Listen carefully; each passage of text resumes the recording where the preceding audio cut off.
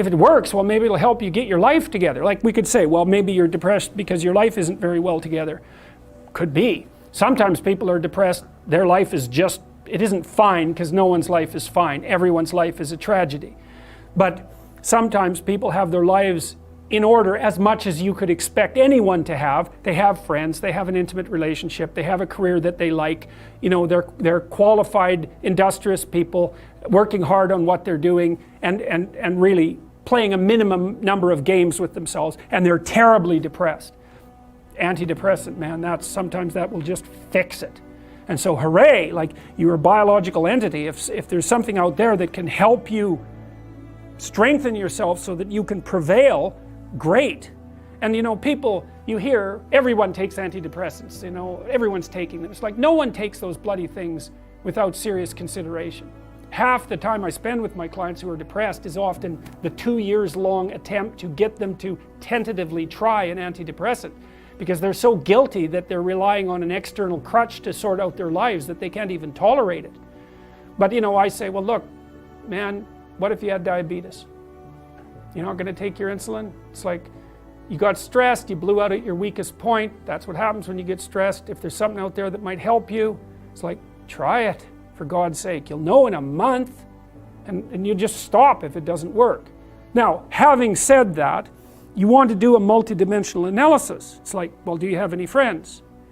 Do you have an intimate relationship, or are you pursuing one? Do you have a reasonable career? Are you as educated as you are intelligent? Do you have something useful to do with your time outside of work? Do you have a drug or alcohol problem? Are there other behavioral issues like sleep dysregulation and lack of eating that are contributing to the pathology? You want to differentiate all of that, and wherever you can make a behavioral intervention, so much the better. But sometimes too, you're dealing with people whose lives are so wrecked that they don't even know where to start. They're different than the ones who have everything in order, say. And you say, well, try this, man, maybe you won't cut your throat in the next month, because if you're dead, it's going to be hard to work with you. And medical interventions, anything. If you're sick, you do what is necessary to get better, and you leave your pride behind if you have to. And that says nothing about the utility of the behavioral interventions. You want to hit the problem with everything you have at your disposal. But some antidepressants, especially for people whose lives are together and who are depressed, antidepressants can be absolutely miraculous. So, you know, and you hear about the clinical evidence in their favor being iffy, and that's partly because the diagnosis of depression isn't very well formulated. It's very different to have a terrible life than to be depressed. And antidepressants can only help you so much if you have a terrible life. So, yeah. You want to stay inside this little map because it's working. You want to get from point A to point B, and this is good. This indicates that you are moving forward. That's the first thing it indicates.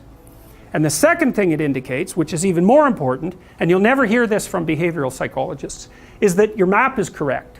So every time you move a little bit forward and something that you want happens, it says, oh, the game I'm playing is the right game.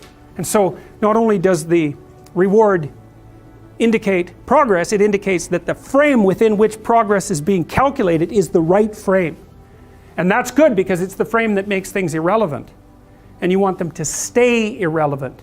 So if you don't move forward and you start to question the frame, that's way worse than merely not moving forward. You get a bad exam grade. What do you think? What the hell am I doing in university anyways? It's like, probably that's not the first place you should go with that piece of information. And you think, well, why? Why is that worse? Well, as far as I can tell, your map of you as a university student is a comprehensive representation. It tells you what you should do every day. It kind of tells you where you're going in the future. And if something emerges as an anomaly, you get worse grade than you expected, and you blow that whole map, it's like, okay, what have you been doing for the last 4 years? What kind of high school student were you? How clueless are you about how you're arranging your future? What's your identity going to be if you're not going to be a student?